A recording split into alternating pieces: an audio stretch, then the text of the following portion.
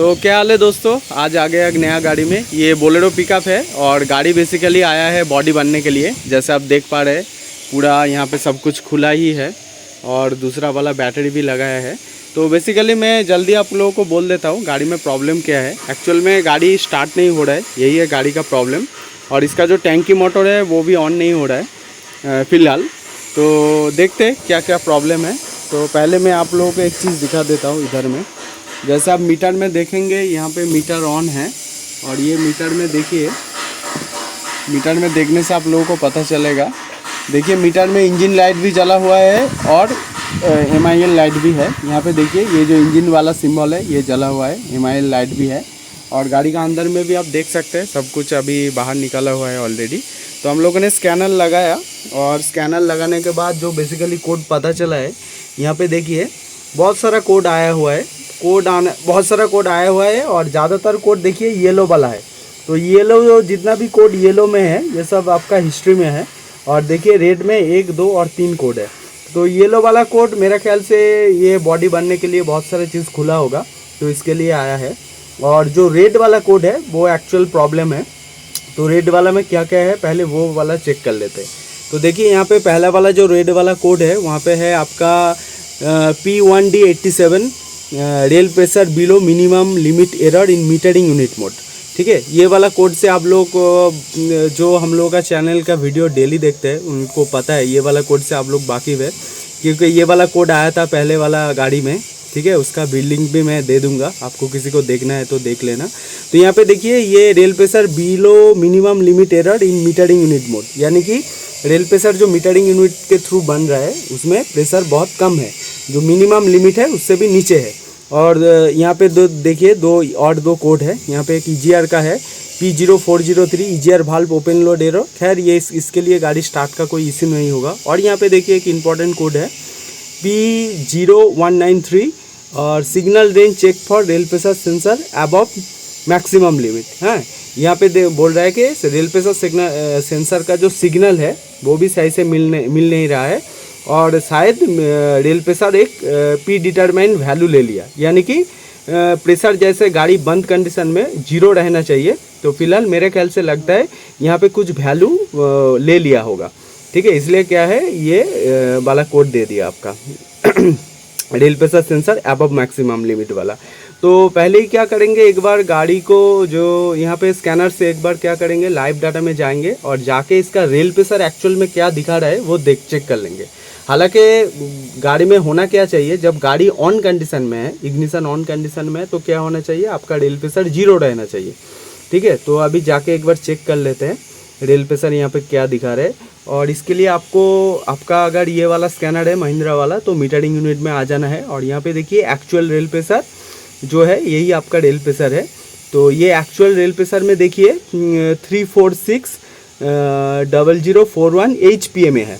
तो ज़्यादातर स्कैनर में हम लोग देखते हैं ये जो यूनिट है HPA ये रहता है बार में। तो HPA से आपको बार में कन्वर्ट करना है तो ये जो वैल्यू है इसको 1000 दे के डिवाइड करना है और 1000 से डिवाइड करेंगे तो बार में इसका वैल्यू मिलेगा 346, पहला 3 डिजिट। हाँ, तो यहाँ पे देखिए गाड़ी अभी ऑन है और इसी में आपका रेल प्रेशर का जो वैल्यू है वो 346 दिखा रहा है, यानी कि 346 बार हो गया है। तो ये बेसिकली 0 रहना चाहिए। ठीक है, ऑलरेडी ये प्री डिटरमाइंड वैल्यू ले लिया।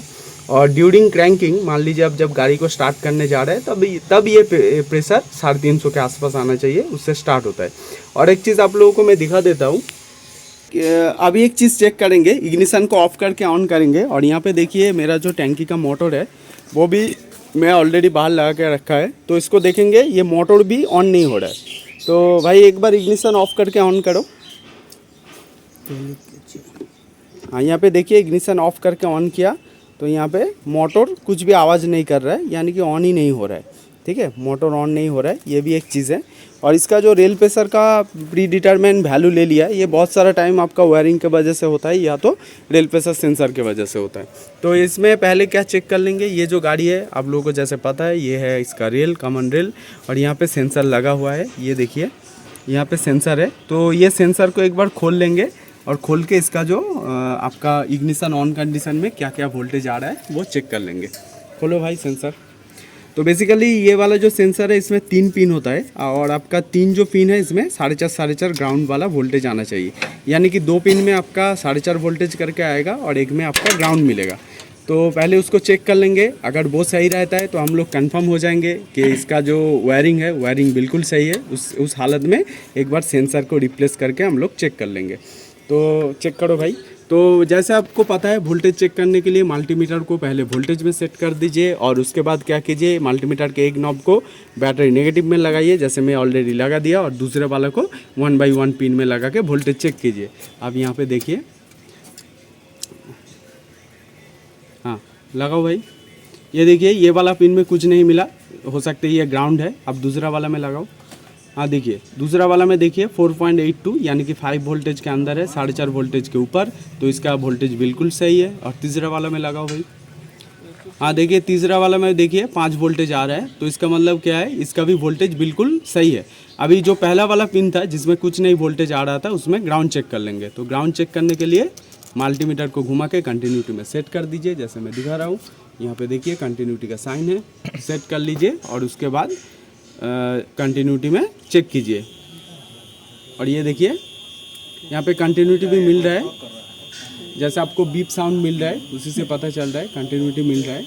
लेकिन इसका जो साउंड है उतना अच्छा नहीं आ रहा है, तो हो सकता है इसका ग्राउंड का भी इशू रह सकता है। तो पहले एक काम करेंगे, एक बार सेंसर को रिप्लेस करके देखेंगे रेल प्रेशर का वैल्यू 0 हो रहा है कि नहीं। अगर होता है तो उस हालत में सेंसर ही प्रॉब्लम होगा, और अगर नहीं होता है तो ग्राउंड का भी इशू रह सकता है, तो उसको भी एक बार चेक कर लेंगे। और एक बार कंटिन्यूटी चेक करो। तो रुको, हम पर केस करेगा कि काहे तू काट रहा है। तो देखिए यहाँ पे जो आवाज़ आ रहा है आपको, यहाँ पे जो आवाज़ आ रहा है तो आवाज़ बीप साउंड थोड़ा मतलब कम आ रहा है, ठीक है। हालांकि जैसे नॉर्मली बीप साउंड आता है।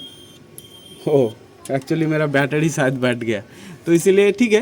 तो मेरा ख्याल से इसका ग्राउंड भी सही है, तो मल्टीमीटर का बैटरी का प्रॉब्लम है जिसके वजह से इसका साउंड ही वो आ रहा है, ऐसा आ रहा है। तो इसका इस हालत में आप बोल सकते हैं कि ये इसका ग्राउंड सही है, क्योंकि देखिए ये 2 पिन में साटा रहा हूँ तो यहाँ पे भी साउंड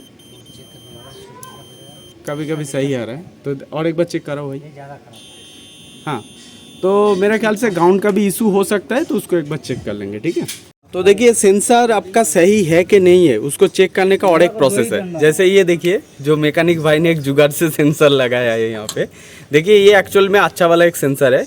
तो ये सेंसर यहाँ से निकल गया था तो एक जुगाड़ लगाया है। तो ये सेंसर को मैंने रेल में नहीं लगाया, बस क्या किया कपलर के साथ कनेक्ट कर दिया। अभी इसमें क्या पता चलेगा, कपलर के साथ जैसे मैंने अच्छा वाला सेंसर लगा दिया, अभी क्या करेंगे स्कैनर में क्या करेंगे, लाइव डाटा में जाके एक बार चेक कर लेंगे उसका जो वैल्यू है रेल प्रेशर का, वो आपका जैसे मैंने बोल रहा था कि आपका वैल्यू क्या होगा, इग्निशन ऑन कंडीशन में 0 रहना चाहिए, ठीक है।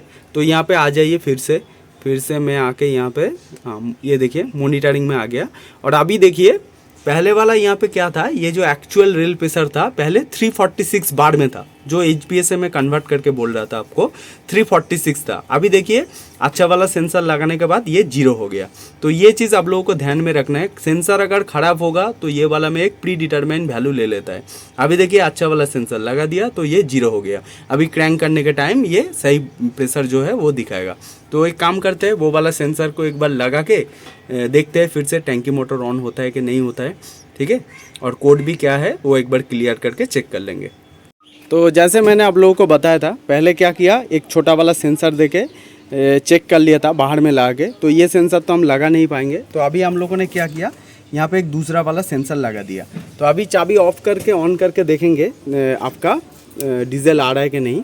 उसको चेक करने के लिए आप लोगों को जैसे पता है ये वाला नॉब को थोड़ा लूज़ करना है, डीजल फिल्टर का जो नॉब है इसको बस हल्का सा लूज़ कीजिए और उसके बाद चाबी ऑफ करके ऑन कीजिएगा तो यहाँ पे तेल आएगा। एक बार ऑफ करके ऑन करो,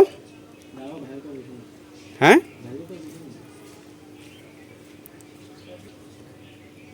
ऑन करो भाई, और ये देखिए बंद कर दो।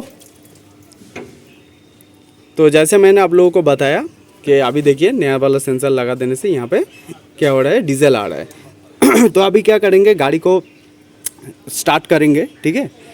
और उसके बाद आप लोगों को ये भी चीज़ दिखा देंगे कि जैसे आप लोगों को पहले बताया कि क्या हो रहा था पहले कि सेंसर ख़राब होने के वजह से एक प्री डिटरमाइंड वैल्यू ले लिया था।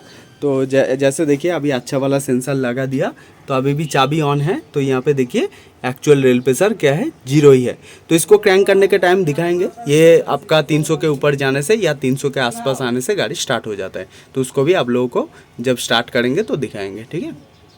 तो जैसे आप लोगों को दिखाया, अभी नया सेंसर लगाने के बाद क्या हो रहा है, आपका डीजल भी आ रहा है, ठीक है। और यहाँ पे देखिए चेक आपका क्लस्टर मीटर में जो पहले वाला जो यहाँ पे इंजन लाइट जो आपका जल रहा था वो भी चला गया।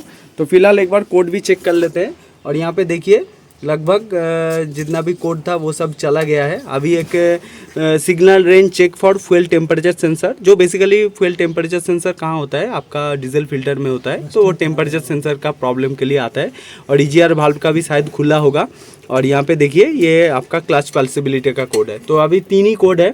तो एक काम करते हैं, एक बार कोड को इरेज कर लेते हैं और फिर गाड़ी को सेल्फ मार के देखते हैं गाड़ी स्टार्ट हो रहा है कि नहीं हो रहा है, ठीक है। तो जैसे आप लोगों को बताया, मैं ऑलरेडी कोड को इरेज कर रहा हूँ।